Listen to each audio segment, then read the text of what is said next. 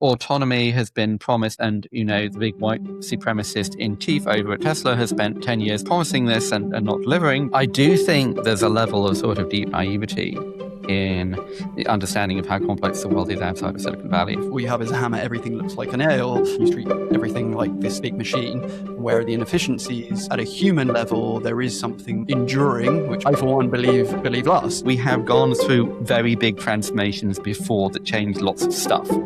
And those were also very big and very new and very scary and changed everything.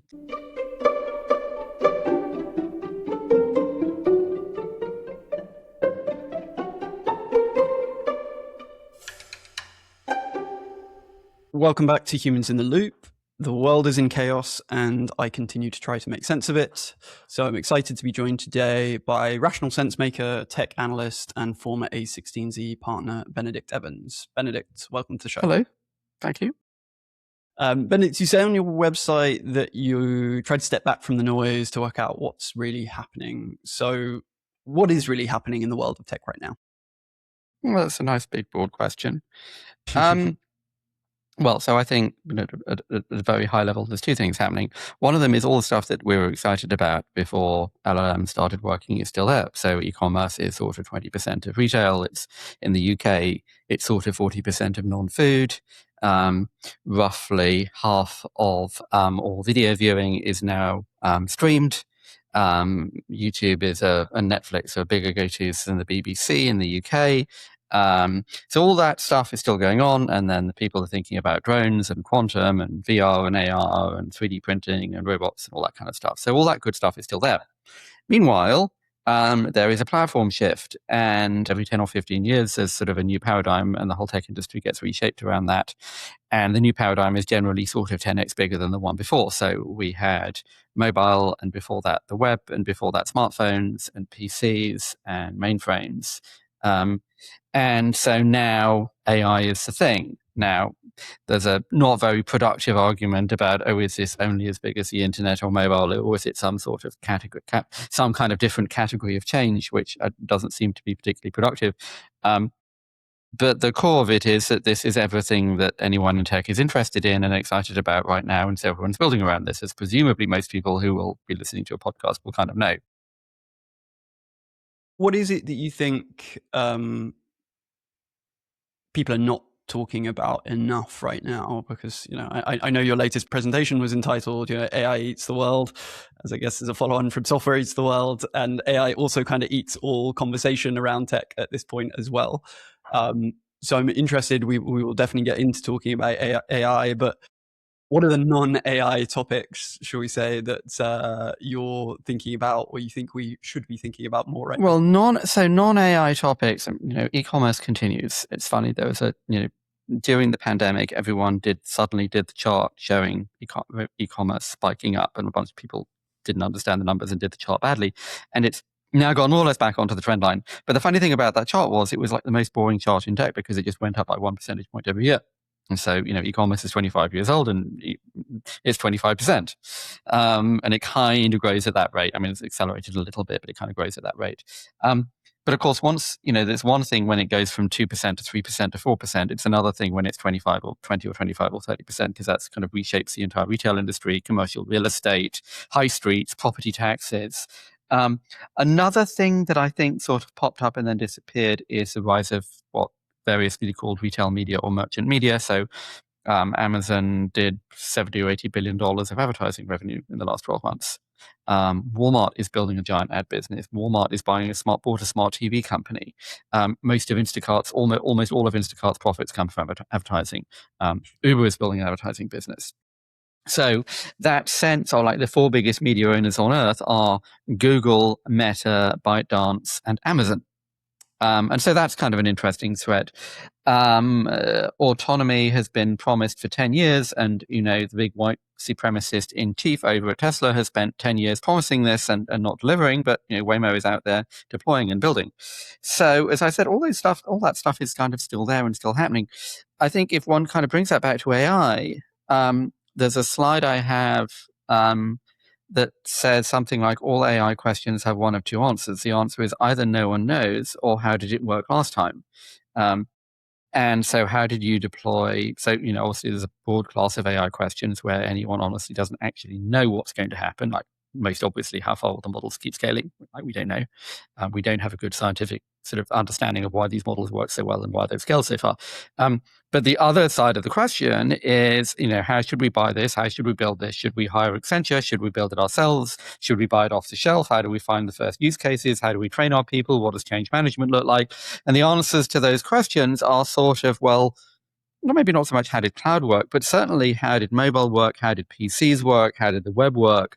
And there's a sort of a very direct parallel between someone saying, we gave everybody Copilot and our productivity didn't seem to improve, and someone in like 1998 or 99 saying we gave everybody in the company a web browser on their desktop and internet access and productivity didn't seem to change. We're having the sort of those sort of old-fashioned conversations around how does technology deployment work? How do consumers adopt new technologies? You've framed the AI shift here as kind of a platform shift, and you kind of pointed to those historical examples. I guess there are a lot of people keen to paint a picture that this is not just, another platform shift, that I guess, as they have said every time in history, like this time is different, and here's all the reasons why. And yeah, I'm curious what you make of that argument. Like, do you see this time as being different? So the problem is it's different every time. And, part of the point of the line, this time is different, is every bubble is different. Like the dot-com bubble was different from every previous bubble. If this is a bubble now, it is clearly, whatever it is, it's clearly different to the dot-com bubble. We're not, we built out fiber in advance of demand. This is being built out behind demand. The funding for the dot-com bubble came from retail buying IPOs of non-profitable companies, and that's clearly not what's happening now. So every bubble is different, every technology shift is different, and also every technology shift is sort of 10x bigger than the one before. So when the sort of PCs launched arrive in the kind of late 70s, when they're still called microcomputers, and sales were in the sort of hundreds and thousands of units in the low single-digit units. And when Mark Andreessen kind of kicked off the consumer internet, Netscape kicked off the consumer internet in 94, Netscape and Mosaic, there were forget the numbers exactly, sort of 50 to 100 million PCs on Earth. And half of them were shared in that you had one at your desk at work and one of them at home. So there were less than 50 million households that have a PC in the entire world. And today, something between 5 and 6 billion people have a smartphone. So we kind of forget that stuff like this there have been other big changes. Here we are recording this by video in a web browser for free. Remember when video conferencing was you say video conferencing and you just spent $50,000? Well, I'd argue that's still the case in some places. well, yeah, that's a sort of a separate conversation. But we kind of forget that smartphones are kind of a big deal. There's 5 or 6 billion people in the world who have a device that's several hundred times faster than the PCs that we had growing up with, connected to a broadband network with access to all the world's knowledge. And everyone is like, yeah, whatever. But this is a big deal. That wasn't a big deal. I don't think it's particularly productive to try and quantify this. It is just kind of worth pointing out we have gone through very big transformations before that changed lots of stuff. And those were also very big and very new and very scary and changed everything. Now, maybe there's another answer to this question, which is, okay, fine, this scales all the way to AGI, and you define almost sort of, but if you define the outcome of this as something that will change everything, then it will change everything. And if you say, look, this is going to go to something that can replace humanity, is that a bigger deal than anything else that's happened before? Well, yes, by definition, you've just defined this as something that was a bigger deal than anything else that's happened before. Fine. But the problem is we don't actually know that. And I think the most interesting difference between this and previous platform shifts is that we understood the science and the kind of physical limits and the kind of what could reasonably happen in the next 2 years for mobile or broadband or the internet or PCs or whatever. We knew how models all worked. And we don't have a good theoretical understanding of how this works. So we don't know what it'll look like in 5 years' time. You could kind of draw a line on a chart, and you didn't know that Yahoo would collapse and be replaced by Google, but you kind of knew that PCs are expensive and telcos aren't going to give everybody in the world fiber broadband tomorrow. Whereas with this stuff, it could be that we have a paper tomorrow that says, hey, guess what? We managed to get double the results for like 5% of the compute. So we don't know where this will go. I think there's a sort of an observation one can make here, which is that that's kind of binary in that there's like an urban legend from the Cuban Missile Crisis that there's a rumor that the missiles have launched and everyone starts selling on the stock exchange and somebody goes out and starts buying. And he says, look, it's binary. Like either the rumor's true, in which case we're all dead anyway, or it's not true, in which case the stocks are cheap. And so the situation here is like either this stuff is going to scale all the way until like it becomes like actually massively more intelligent than people in every possible way, in which case we've got bigger problems to worry about than middle class employment and enterprise software. Yeah. Or it doesn't, in which case let's get on with thinking about software deployment and how e-commerce and advertising works. Yeah. I mean, I come back from I was in Switzerland last week for a sort of event of sorts at which a couple of researchers from one of the frontier labs, I'll leave you to decide which one, presented a presentation entitled Hypercapitalism, the Default Path for the Next 10 Years. And, the vision of the future that they laid out involved, recursive self-improvement applies to software, i.e., software writes more software, then sophisticated AI applied to robotics, and then self-recursive improvement to robotics, i.e., robots start building better robots, factories start building more factories. And then at some point in this chain of events, there was a robots deploy themselves into space and start building a Dyson sphere around the sun to mine the sun for energy.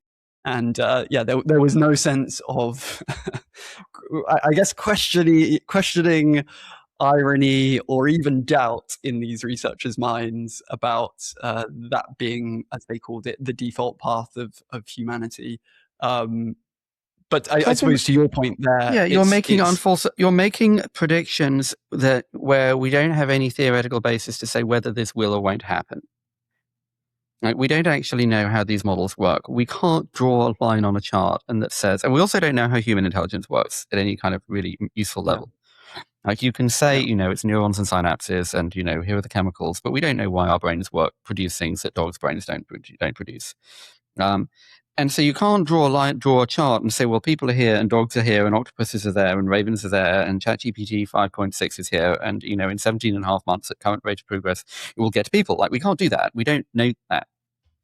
And so then you get into all these not very productive discussions where people say, well, imagine if it was nuclear weapons. Well, no, thank you. It's not nuclear weapons. People hunt for analogies. And it becomes and then people say, well, maybe this stuff, so people argue about whether or not it might be able to do X, Y, Z.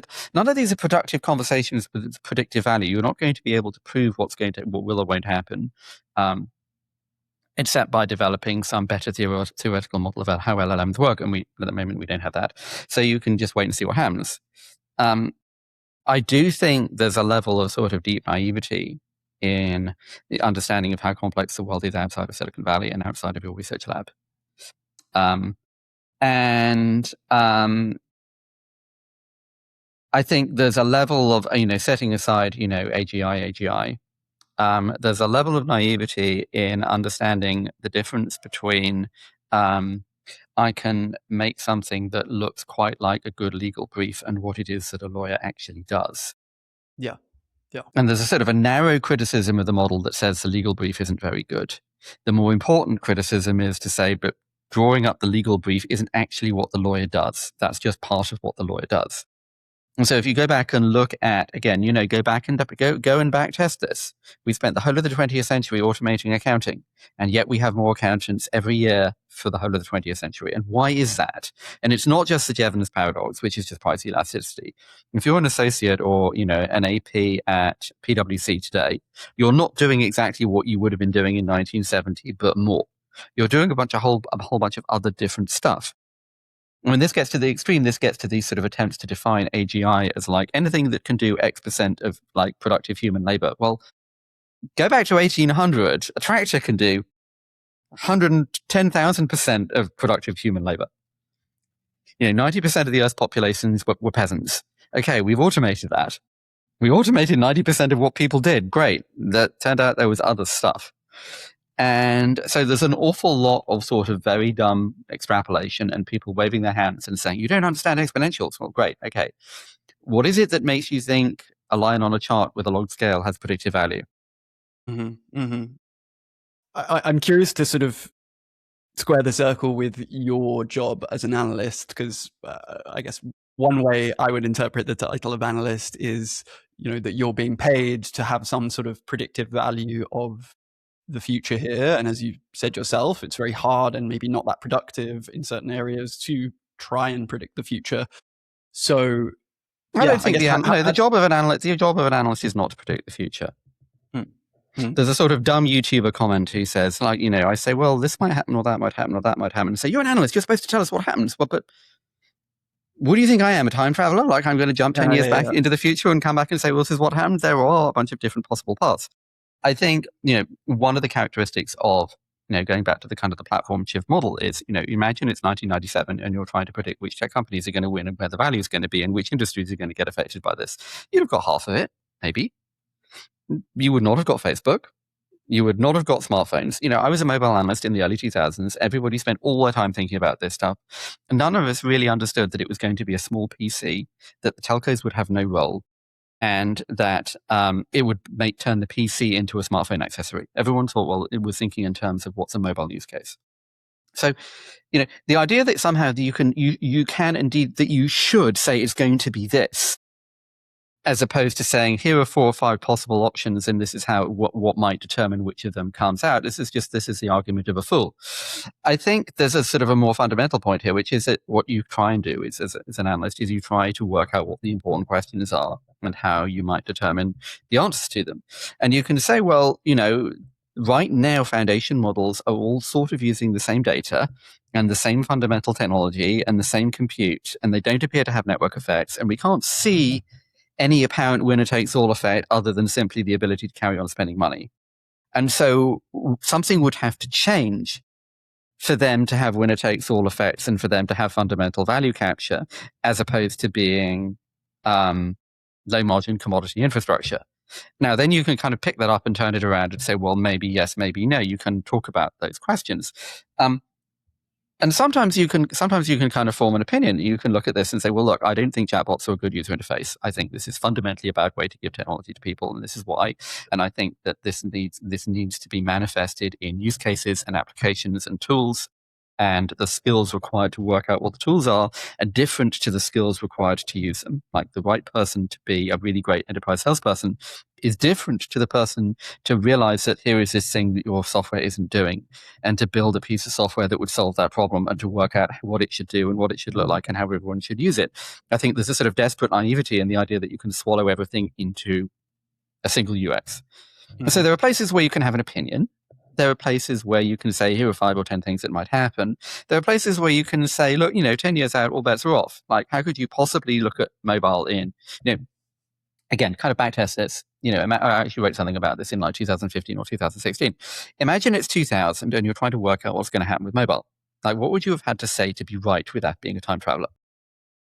So you'd have to say, okay, it's going to need basically flat rate unlimited data. And then you could have kind of modeled that out and say, well, that will take 2008, 2010 at best. So 10 years out. You could say it kind of needs to be a small computer, not a managed appliance, which is what Nokia and everyone else were making, given the constraints of bandwidth and battery at the time. Okay, and so you could kind of model out Moore's law and say, well, that probably means 2005 to 2010. And the portals, Yahoo and AOL, are going to disappear off the face of the earth.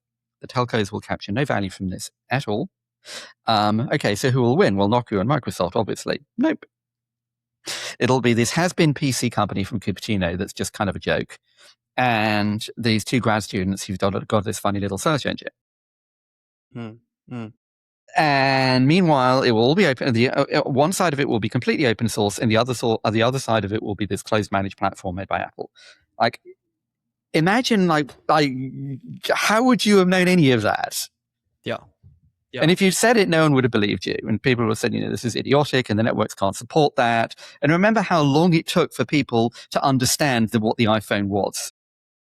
You still get people who think that like the iPhone is just Android with better marketing, or like the BlackBerry should have won, but like the marketing was bad or something. And for years, people said that Android was going to destroy Apple because it was open, and that was what had happened in PCs. So there are so many kind of possible paths as to how this evolves. Now, then you get to kind of the middle of that curve, and you can say, look, I think both Apple and Android are going to survive because of X and Y, and I think app stores are a better model than the web because of X and Y. This is why search and social are durable. You can kind of start seeing where the dynamics are starting to kind of get baked in, and you can start seeing the paths that are starting to emerge. When you're right at the beginning, no one knows anything. Yeah. And I think the kind of to close the point, people who are walking around the valley right now holding their laptops open to run their agents, this is kind of like people using Telnet on dial-up in like 1993, saying, look, I'm on the other side of the country from my computer and I can connect to it and use it. Isn't this amazing? Like, yes, it is, but that's not what everyone's going to be doing with this. Yes.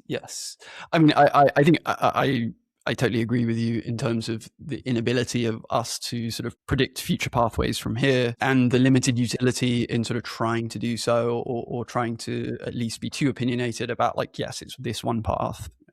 As I mentioned, this Frontier Lab presentation was peppered with all sorts of untold assumptions about the nature of work, the nature of people. As somebody rightly, I think, pointed out as they raised their hand for a question and said, don't you think there's some kind of mass uprising that happens before all of this plays out? And then it got into a conversation, at what point do these people go and live in a bunker to protect themselves? So yeah, there's all sorts of dystopian and maybe but we had all of this. scenarios. We had all of this in the early days of the internet. So you can kind of go and look up John Perry Barlow. He was a lyricist for the Grateful Dead. Lovely guy. Governments of the industrial world, you weary giants of flesh and steel, I come from cyberspace, a new home of mind. Leave us alone. You have no sovereignty where we gather. We have no government. We will not get you one. I address you with no authority. The new thing always comes with crazy ideas about how this is going to change everything. The great social space is independent of the tyrannies you impose on us. You have no moral right to rule on us. Like, guess what? The laws apply on the internet too. Governments apply on the internet too. So people are people. Laws are laws. Governments are governments. Sovereignty is sovereignty. It's like people looking at airplanes and saying, well, this is an end to war because there are no borders in the sky. You mentioned there that whilst you're doing this analysis and you are theorizing about these different pathways, you form your own opinions in certain areas. So I guess I am interested if there are any parts of this debate where you have particularly strong opinions about what is or isn't happening. And also any topics where you have changed your mind significantly over the course of the last 12 months. So I think it's interesting. There's two conversations here. There is one conversation which is, oh my God, Kimi 3 and open and closed and, the latest data center and the latest chip and the latest model and the latest benchmark and, this nonsense of Anthropic trying to ban open models. And the other side, and Kimi 3 is at least 3 months behind the cutting edge. And the other side of it is you do understand that enterprise software deployment sales cycles are 18 months. And everybody gave their staff Copilot a year ago, and indeed are carrying on doing that, and we'll do that next year as well. And that's a kind of long slow motion fiasco. And then you do a bunch of pilots of point solutions, let's actually try and automate this one specific problem. And you do a couple of dozen pilots, half of them work, half of them don't. And then you kind of scratch your head and you think, yeah, but this isn't really fundamentally changing our business. We just kind of automated this flow within accounts payable using an LLM to automate something we couldn't automate before. And what would enterprise transformation look like? How do we think about change management and training and deployment and reconfiguring our organization? And as soon as you say that, then you started drawing up an RFP to Bain, BCG, and McKinsey on the one side, and Accenture and IBM and Cognizant on the other. Not IBM anymore. Kyndryl, they sold their consulting business, spun out the consulting business. And this becomes a professional services conversation, a change management conversation. And out of that, you can kind of go back and look at what the internet did to the world. And you think, well, there were some companies, there were a whole bunch of industries where the internet didn't actually change anything very much. Like, it's really great that now I can email, I can go and look at that catalog rather than like phoning up my client and asking them to mail it to me. This is great. But at the end of the day, if you're like John Deere or Caterpillar or General Electric's turbine business, the internet is a great productivity tool and it makes your life easier all the time, every day. But your business is selling big spinning pieces of metal. And that, the internet didn't actually change that very much at all. On the other hand, if you are like Shein and you shipped 1 billion orders last year direct to the customer from the Chinese factory, that's an industry that just didn't exist, couldn't have existed before the internet. If you're the music business or the newspaper industry, this changed everything. And so you've got this very kind of spiky impact of where does this actually change stuff? Where does this get to the point of leverage? And where is this kind of a useful tool? And how would you know the difference? And of course, quite often you can all sort of think of examples where people thought, well, that isn't going to be a thing. And then the internet, then someone worked out a way to do it with the internet 5 years later. And so you've got this kind of spread between, to your point, this nice smooth linear curve of these guys at this conference who just think it's an exponential curve. Like the internet was too. So are smartphones. So are PCs. So is Moore's law. Exponential curves are not new. But that's not the same as what does that mean if you're building a company. One of the things I think about a lot at the moment, which I did a podcast about last week and I'm writing something about now, is that most people in most companies are not tool builders. Most people do not sit and look at their job and think, how could I make a thing that would change this? Most people don't see the problem that the software would fix. And if they do, they don't see what the software would do. And then if you think about, secondly, if you think about any piece of software that you use now, how many of the things that we use every day are stuff where we looked at it and we first saw it and we thought, well, that's dumb. I would never do that. And, or you look at it and you think, wow, that's a really clever idea. And it does that thing and that feature. Wow, that feature is amazing. It would never have occurred to me that you could do that, or that would work, or that would be a thing. And then thirdly, imagine you're working in, back office XYZ inside some giant company. And you do have both of those previous insights, which you wouldn't. But presuming you do, because that's not your skill set. You're good at doing something else. How are you going to get the other 800 people in your company to do that with HIPAA compliance and backups across 18 different sites and data centers and like integration with your payment systems and your systems of record and everything else? Of course you can't. Changing the system that's used to manage a workflow that touches 500 people across a company isn't something that one of those people can do. That's a central decision. And then you get these people who worked at a university and then worked at a startup with 10 people and are now at a company with the enormous number of several thousand employees, who think that like everyone will just get Claude and automate their work, right? The best metaphor I can think of here is to imagine The Office, like the TV show The Office. Like one morning, what's his name? Ricky Gervais comes in and says to Dwight and Gareth and Fat Keith, like, hey, guess what, guys? No more Salesforce. You're just going to do everything with ChatGPT. Like, what do you think would happen? Yeah. It would be it would be a very entertaining episode, but I don't think they would ship a lot more paper. Yeah. I wholeheartedly agree, right? There's this sort of organizational inertia, we could call it, or just, the real world gets in the way of a good plan in the eyes of the AI frontiers. You've also obviously got regulatory hurdles. You've got all sorts of things that I think. So there's a lot of kind of practical, tangible differences, which are partly seeing the problem and knowing how to build it, and secondly, yes, but how would you actually get that deployed and get everybody to use it? I think there's a sort of a second interesting set of constraints to think about, which is, and I think saying the model can't do X or Y is a deeply uninteresting statement, particularly how fast this stuff moves.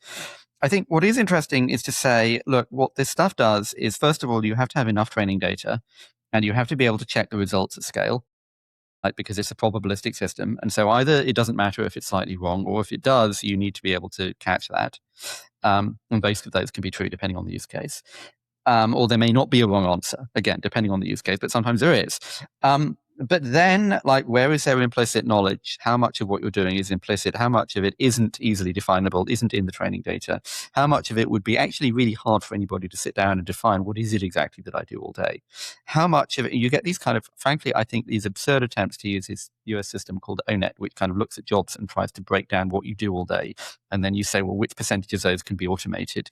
This to me reminds me of the joke about the physicists who try and predict which horse is going to win a horse race. And they say, first, we're going to presume that the horse is a perfect sphere. Like, I don't think you can't break down a job like that. You can think you're doing it, but you're not actually doing it. On that, I guess I've heard you make previously an interesting distinction between like jobs and tasks. So well, there's jobs and tasks, yes, which is kind of my point about, what does the associate at PwC do today?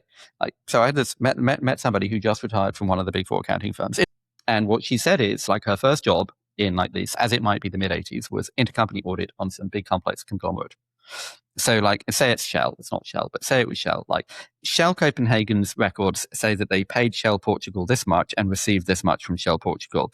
Is that what Shell Portugal says? And so the way that this works is you have a big empty meeting room with no furniture and a crate of graph paper. And you line all the sheets of graph paper along one wall, and then you lay them all down that wall, and then you fill in the grid. And then you get the audit packs arriving from each of your 40 or 50 individual subsidiaries. Mm-hmm. And then and like 6 weeks later, you've reconciled in each direction 60 times 60, whatever the number is. And today, that's what, 20 minutes in an ERP? And guess what? PwC still exists and has a lot of people. Mm-hmm. Mm-hmm. And so why is that? The job changes. The stuff that you can do changes. The things that are necessary expand in all sorts of unpredictable ways. This is my point. Like, the people who think that this will just automate everything away remind me of the people who would kind of look at a tractor and like say, well, now there'll be no jobs because we don't need to work on the land anymore. So everyone can just kind of go home and relax. Well, the work changes, the job changes. The other thing I was going to say is, and I think there's a sort of two parts to this. One of them is, like, can you actually capture the job? Can you actually, how much of the is kind of to your point, the framing I was thinking about is that job just a task or that can be automated, or is the job a whole bundle of stuff, some tasks, some not tasks, some things that can be automated, some can't? So, like, if you're an elevator attendant, then, or you drive a train driver is a task that can be automated. And half of the lines in the London Underground have been automated. Sometimes it's not. Like, a delivery driver is not. It's a bit more complicated. There's like 3 or 4 different tasks that are going on there. And so, if you're a partner at a law firm, you're doing quite a lot of different things, some of which are quite easy to automate, some of which aren't. So that's kind of one piece. I think the second piece, which I think is sort of interesting to think about as a constraint, is what these things do in principle is tell you what most people would probably do. That's what's happening. Here is the average of what everybody does and how everyone would think about this. Now, you have to be slightly careful about that because, this OpenAI hack of Hugging Face is not literally exactly what any engineer would have done. And it's done it in different ways. It's done stuff that an engineer maybe wouldn't have done or would have taken a week to think of. It's done a bunch of weird stuff that no person would do.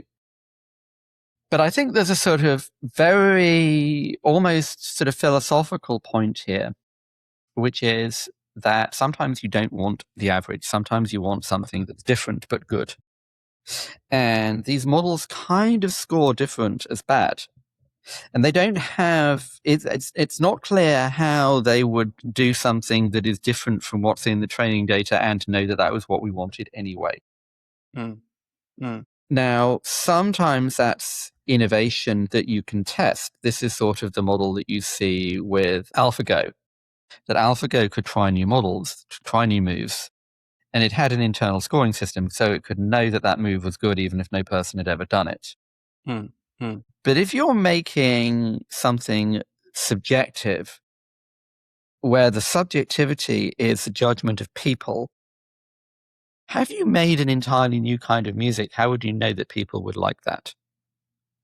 And this is kind of what you see now with writing. Like, if you can't now, you certainly will be able to make generic fiction. You will be able to make genre fiction. You will be able to make romance novels and detective stories. You'll be able to make bad jazz. You'll be able to make bad Bach. You'll be able to make more stuff that sounds like Taylor Swift. Great. But how do you get the genre shift? How do you get the new thing? How do you get the thing that doesn't look like what we were already doing and know that people would want that? How would you look at disco and prog rock and the Jackson 5 and then say, we're going to do hip hop? Yeah. Yeah. Now, you might be able to see hip hop and say that looks like the kind of thing that tends to be a big thing. But how would you invent hip hop and know that people would like it? Well, what would your training data be to inform you that that's a thing people would like? And I think that's a sort of an interesting set of puzzles around where the constraints might be. Mm-hmm, mm-hmm. Yeah, and I think your point about how do we know people would like it, because there is this argument that LLMs basically sort of package the past and market it as the future. We take a bunch of training data and yeah, this is cute. It's dumb. It's it's like it's a fuzzy JPEG of the internet. Like, there's a lot of people come out with cute bumper sticker descriptions that aren't good ways of thinking about this. Yeah, there are these sort of snappy sound bites.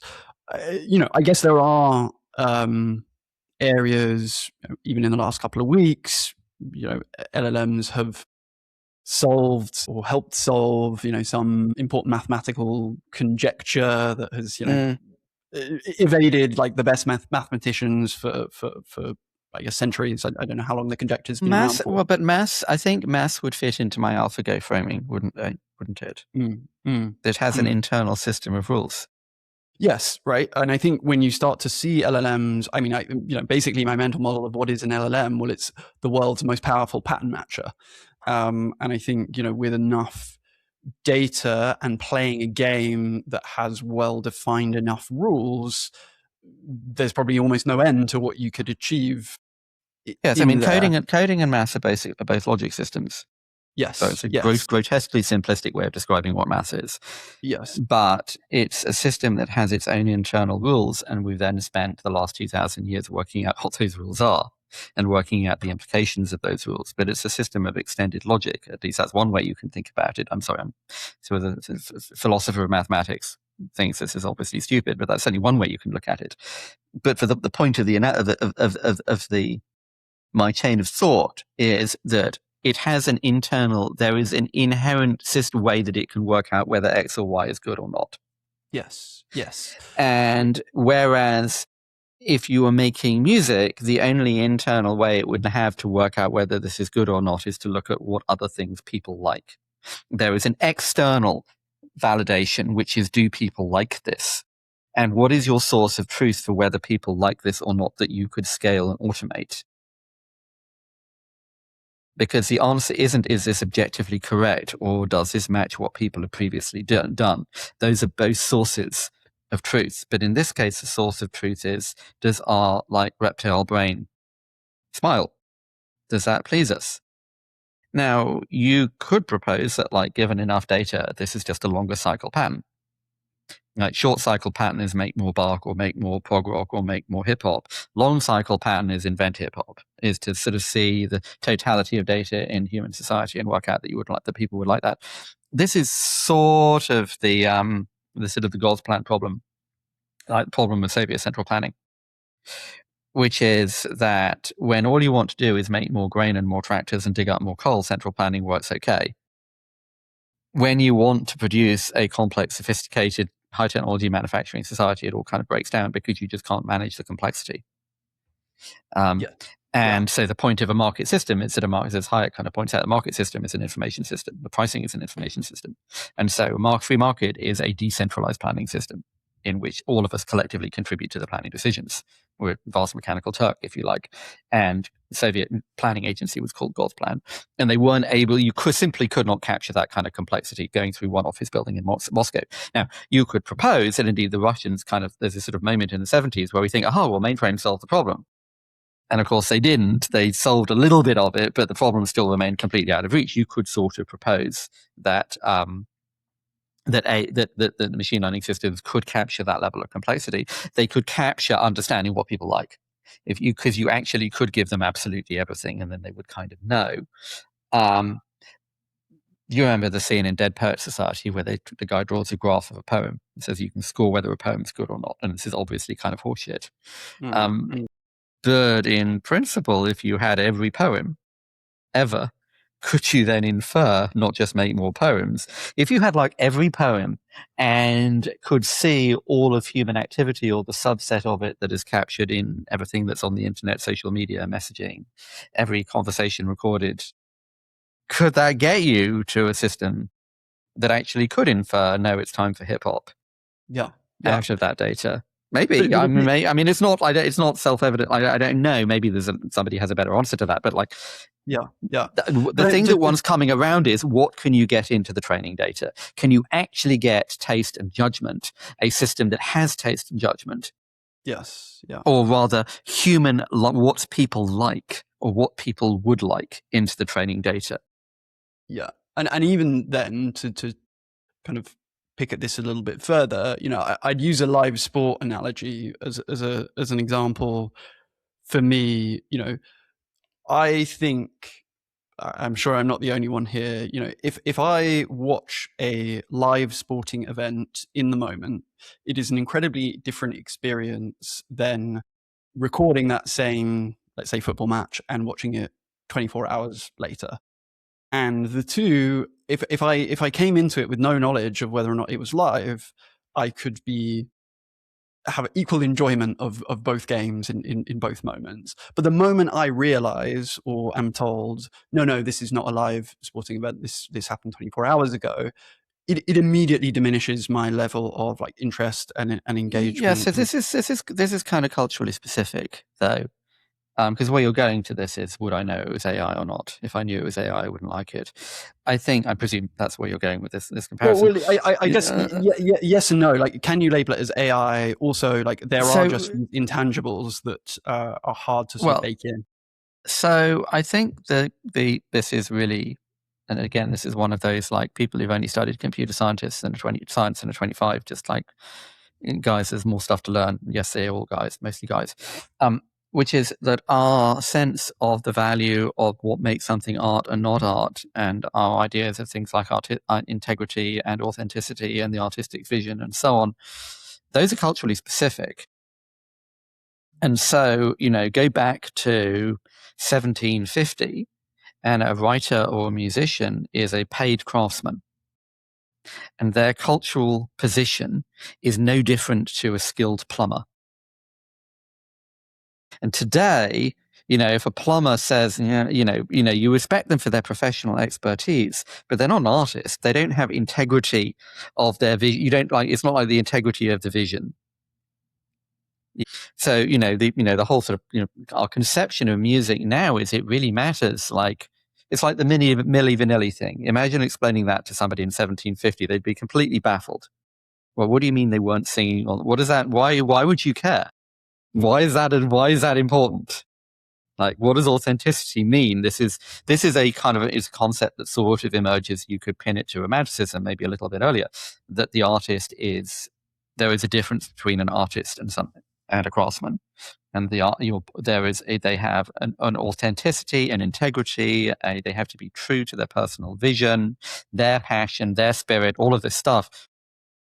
Nobody in 1500 thought any of that shit. Yeah. And and it's not like they were wrong and we're right. Yes. So there may be, and I think, pull back to the present day, you can sit in an Uber with somebody who's listening to 5 hours of generic piano jazz because it's just relaxing and soothing. Some people care about this stuff. A lot of people really don't don't care about this stuff. Some people actually don't value that kind of authenticity. High culture, like, it's particularly with the emergence of, abstract art. The artist's vision is everything. But there's plenty of other societies and plenty of other people in our own society who don't value that.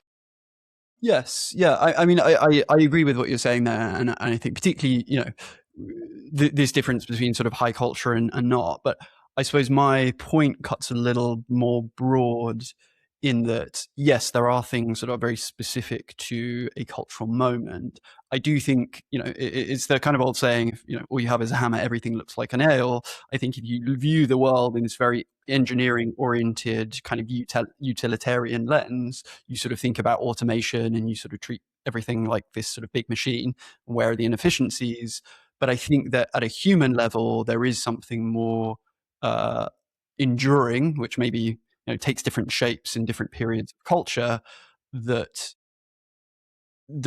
I guess I, for one, believe last. We can already automate the creation of podcasts, but nobody is listening to AI created podcasts because they suck, because there's a human element that feels missing, or at least that is my belief. So yes, I think it does. I'm not sure. There I'm is a not sure about distinction. that. I mean, I think if you ever sat, I'm not interested in sport, but like I've sort of sat in taxis for 45 minutes listening to people talking about the latest football match and thinking this could be entirely automatically generated. And it's sort of a joke, but it's like what we really need to do is we really need to score more. And we need to stop them from scoring. Yeah, like, yeah. Great. And repeat for 45 minutes. I think that's a good. That's also every technology pod. That's also half technology podcasts as well. Right? Yeah. It's like you listen to this and think, "My God, how do people do 3-hour podcasts about technology? Like what? Like, come on." Yeah, but in a way, I think that illustrates my point that actually the depth of the analysis being done is not. It could well be like automated is not necessarily that deep, but I think there is another reason why people tune in. Well, it's a slightly sort of unfair comment, but the people who are most upset about AI, and in large part, are people who write genre fiction. And so people who write romance novels are very upset about this. And you kind of look from outside and you think, if your work is that easy to copy and that predictable, maybe you should be looking somewhere else for the problem. If you go to an art gallery in Soho or, Chelsea or, Left Bank of Paris, and you say, so, I could use AI to copy that. They will kind of smile politely and go and talk to somebody else, because you clearly don't understand anything about what you're looking at or why. It's a modern version of someone looking at a Jackson Pollock and saying, my 5-year-old could have done that. You don't understand. Now, you might maybe you do understand and you disagree, but that's not the point. That's not what you're being offered here. And so again, it comes back to this question, right? What do you want? Do you just want a novel that's done in a certain way that has certain patterns with certain kind of characteristics, that has this kind of atmosphere? That's what genre fiction is. And yes, that will get an awful lot of that will get auto-generated, and it will be live. Same thing with porn, incidentally. No one cares about authenticity there, clearly, and so there's some slightly worrying implications of what people might end up asking for. But clearly, you're going to get to a point where I want a 10-second, I want a 20-minute clip described in these terms. There it is. Like that will happen, or 5-minute clip or 3-minute clip or whatever the average viewing length is. Where you don't want, that's not what you want, where you couldn't describe it, where you want something different and unique that surprises you, where you care about authenticity, then that's not what automation does. I mean, the core of this does it the same way. It does it the way that anyone would probably do it. Is that what you want? Sometimes, yes. Like if you're doing my taxes, I would like you to do it the way everyone would do my taxes, please. Yeah. But I think, just to sort of zoom us out for a minute, I think,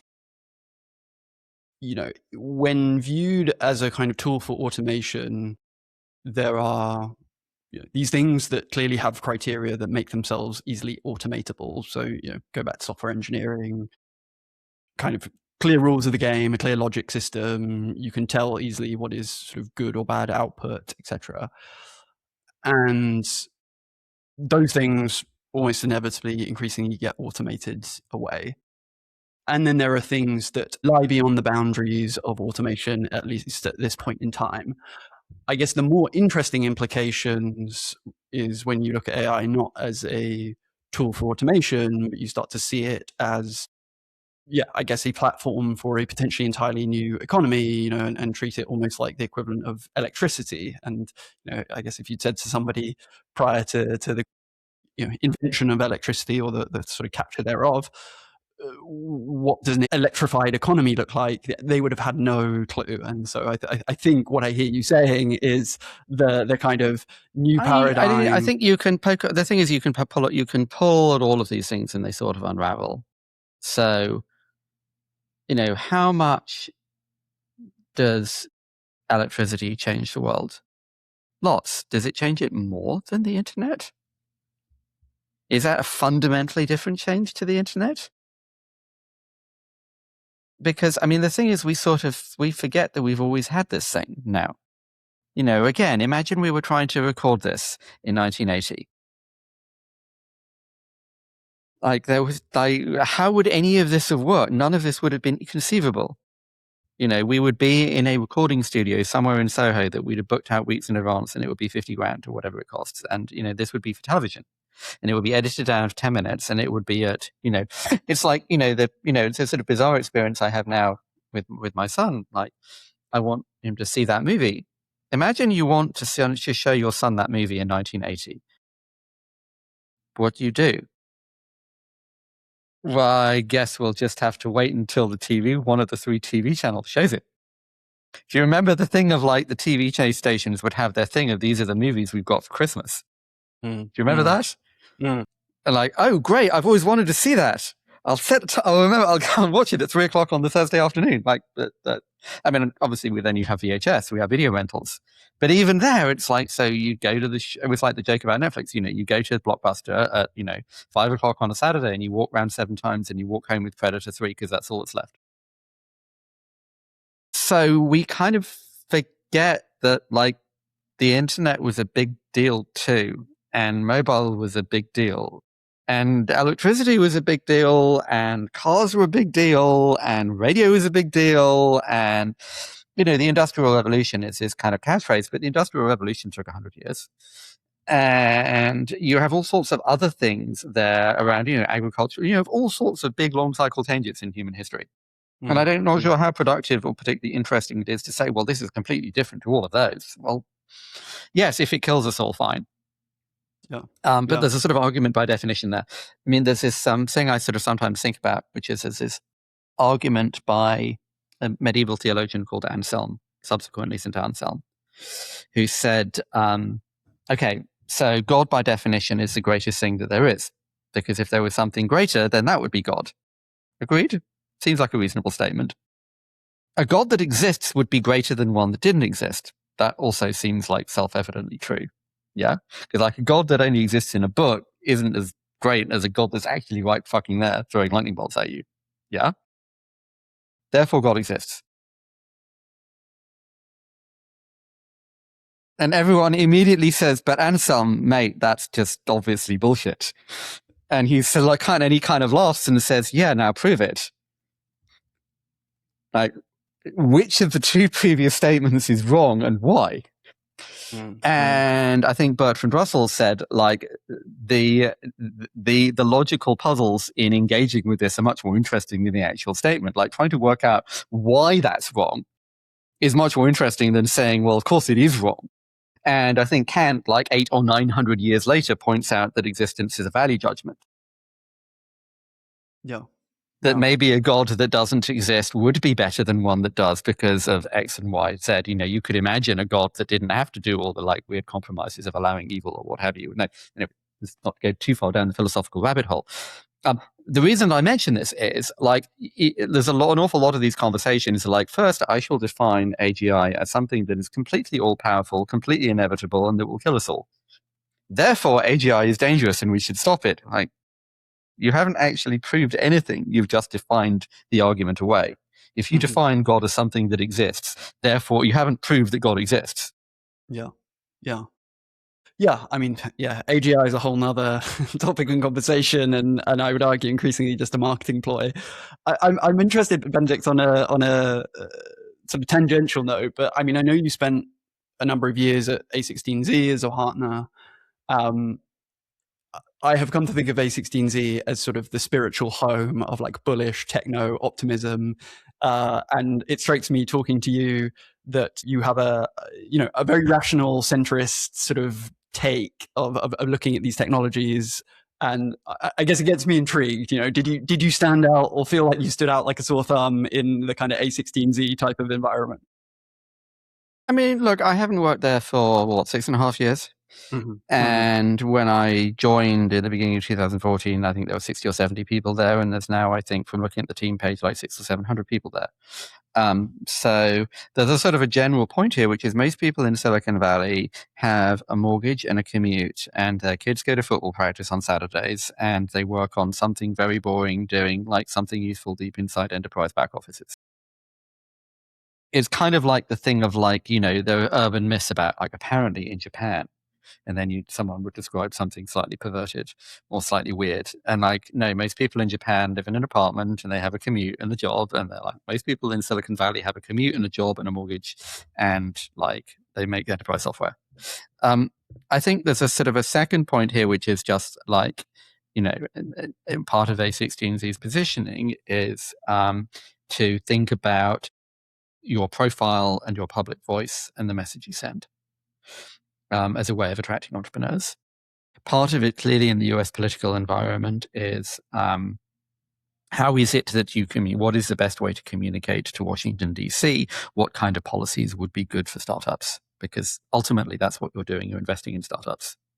And so if you are a VC, you would like there to be lots of open models and lots of AI startups, please.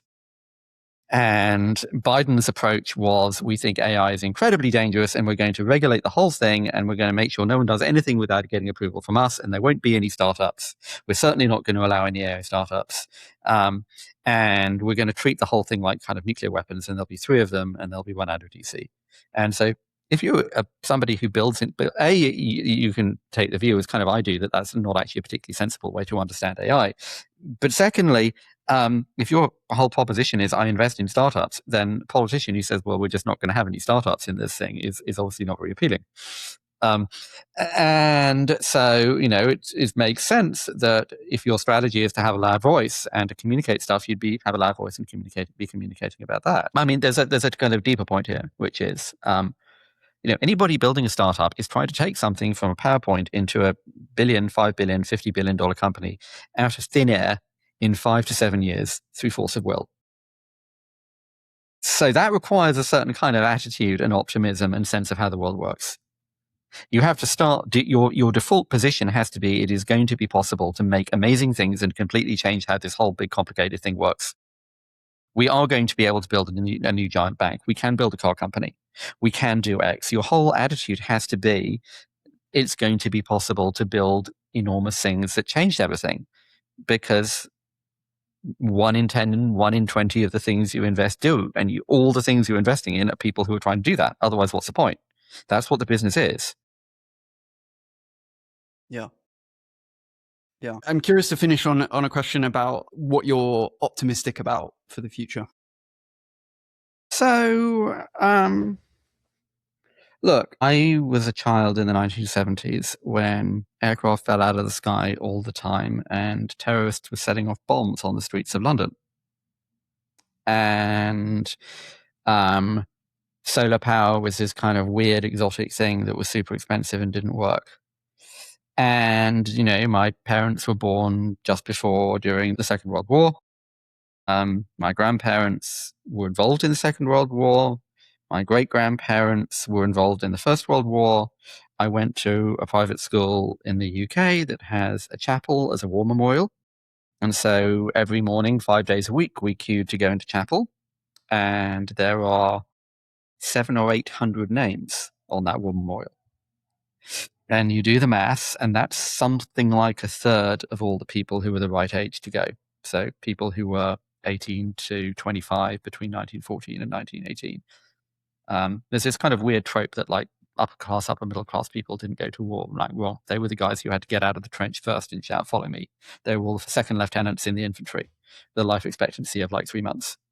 I would kind of rather be dicking about on the internet arguing about AI than climbing out of a trench shouting, follow me, guys. And, I hope I'd have done it. I'm, given the culture of the time, I'm sure I would do it. Everyone joined up. That was what happened. But I would rather live now than be a teenager in 1940 or a teenager in 1914. or indeed 1814 or 1850, and be wondering about these vaccine things, and they're looking at the infant mortality statistics and presuming that, like, since Dickens' family, they had like 15 or 18 children and half of them died. Yeah. Charles Dickens. And Dickens' child story that his father went bankrupt or something, and he had to go and work age like 8 or 10, go and work in a factory making shoe polish for 18 hours a day. Like, tell me again, this is why I think phrases like hypercapitalism are just profoundly idiotic. Like, poverty is always attractive to the rich. Like, if you're poor, poverty doesn't sound great. And, we live in, there's always problems. Like, stuff sucks, there's bad things. But, like, I would rather live now than any other time. There's this kind of funny thing, like this game of like, wouldn't it be great if you could go and live in Roman times and see what that was like? Wouldn't it be great if you could live in Elizabethan England and see what that was like? First of all, if you have children, half of them are dead before the time they're 5, and there's like no sanitation, and 90%. Everyone always wants to be like, I want to be a samurai. I want to go to samurai Japan. Like, guess what? Like, an odds 95% probability, if you turned up in Edo era Japan, you'd have been a peasant. You wouldn't have got to have like all the nice lacquer boxes and the tea ceremony and live in the pretty house. Yeah, you'd have spent, you'd be the guy in the Hiroshige print with the hat made out of straw in the rain, carrying half a ton of stuff on your back. So I feel like this is, yes, like, stuff gets better on the long arc of time. Yeah. No, I definitely hear you. As on my dad's side, my grandparents are Danish, and my grandmother was a Jew. Denmark was an occupied country, so she fled to Sweden. My grandfather was in the Danish resistance. And when you put it in those kind of long arc, sort of, well, not even that long an arc, because it's within a generation or two, it's very easy to forget the privileges you already have. My great uncle was a conscientious objector, and he became a medic in the paratroopers, and he dropped into Normandy very shortly after D-Day. He was a poet. He published a book of his own poems, and a mortar shell came in, and he was the only one who didn't get up afterwards. He's buried in Normandy, aged early 20s. Yeah. So tell me more about how your life sucks. Well, that feels like a good place to draw us to a close. I really appreciate you taking the time to have this conversation. If people want to find you, follow your work, where should they go? Yeah, my Google Benedict Evans. My parents had good SEO. Okay, good. Awesome. Well, appreciate you taking the time again. Good to chat. Thanks.